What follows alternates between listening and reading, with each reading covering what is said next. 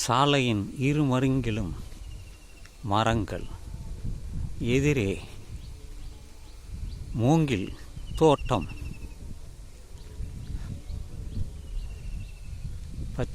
மஞ்சள் ஆறு காய்ந்து கிடக்கிறது. புற்கள் எல்லாம் வளர்ந்திருக்கிறது. இது இயற்கை செடி தான், இயற்கை செடி.